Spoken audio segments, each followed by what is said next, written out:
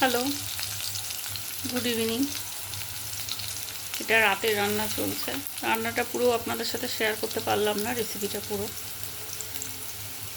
তো এখানে আমি পনিরটা ভেজে রেখেছি, আর 5 ফোড়ন তেজপাতা দিয়ে আলুটা ভাজা দিয়েছি। তা আলুটা প্রায় ভাজা হয়েও গেছে।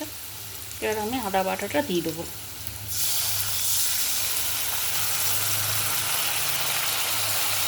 আর এখানে লঙ্কা গুঁড়ো আর হলুদ, জিরে গুঁড়ো, ধনে গুঁড়ো সব এটার মধ্যে আমি মিক্স করে রেখেছি, এটাও দিয়ে দিলাম। এবার একটু নেড়ে দিই। আসলে শরীরটা কদিন ধরে ভালো যাচ্ছে না, তো তাই রেসিপি পুরো আমি শেয়ার করতে পারছি না। এটা নর্মাল পনির তরকারি করছি, রাত্রেবেলা ভাত হোক রুটি হোক দিয়ে খাওয়ার জন্য। তো চলুন এবার নুনটা দেওয়া যাক। নুনটা দিয়ে দিলাম।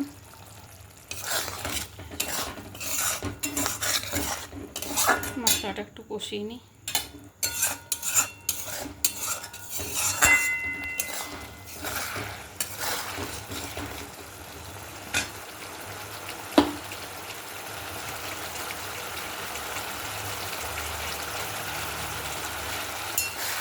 শুরু থেকে রেসিপিটা দিতে পারলাম না।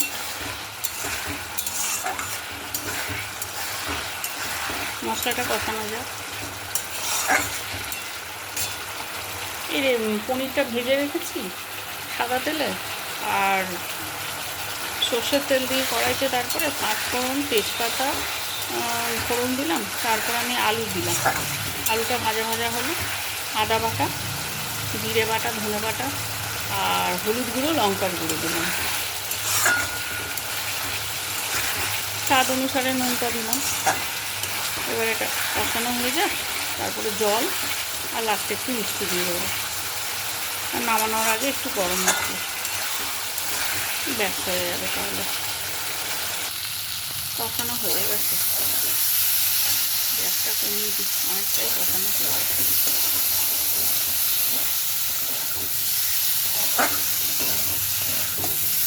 জলটা দিয়ে দিই।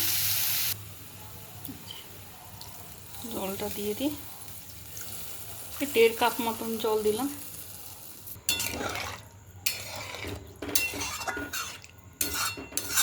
ভাজতে ভাজতে আলুটা অনেকটাই সিদ্ধ হয়ে গেছে।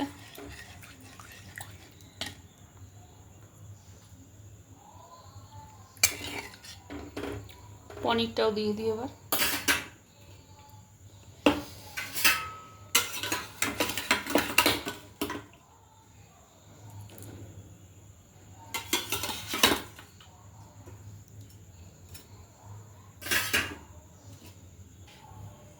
জলটা দিয়ে পনিরটা দিয়ে নেড়ে দিলাম। এবার একটু গরম মশলা, একটু মিষ্টিটা দিয়ে ঢেকে দিই। 10 মিনিট ফুটুক। একটু আলুটা বাকি আছে সিদ্ধ হয়ে গেলে ব্যাস হয়ে গেল পনির তরকারি।